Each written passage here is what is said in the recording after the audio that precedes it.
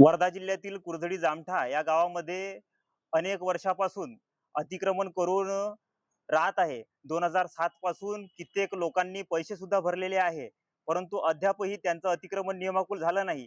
त्यामुळे ज्यांचे ज्यांचे घर पडलेले आहे, पडल्याच्या स्थितीत आहे, असे लोकांचे घरकुलामध्ये नाव असून सुद्धा अतिक्रमण नियमाकुल न झाल्यामुळे त्यांचे घर सुद्धा परत जात आहे.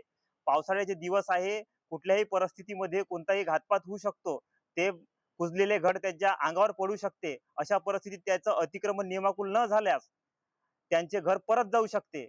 शासनाने याच्याबाबत आम्ही वेळोवेळी त्यांना विनंती केली, परंतु आमच्या विनंतीला अद्यापही प्रतिसाद मिळाला नाही.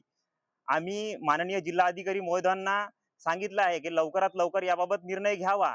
शासन निर्णयानुसार 2011 मध्ये ज्याचे आहे त्यांना नियमाकुल करण्याचा नियम असताना सुद्धा कोणाचे नियमाकुल झाले नाही. येत्या 15 दिवसात जर यावर ठोस काही निर्णय झाला नाही, तर आम्ही इथं संभाजी ब्रिगेडच्या माध्यमातून सर्व गावकरी मिळून मोठं आंदोलन उभारणार आहोत.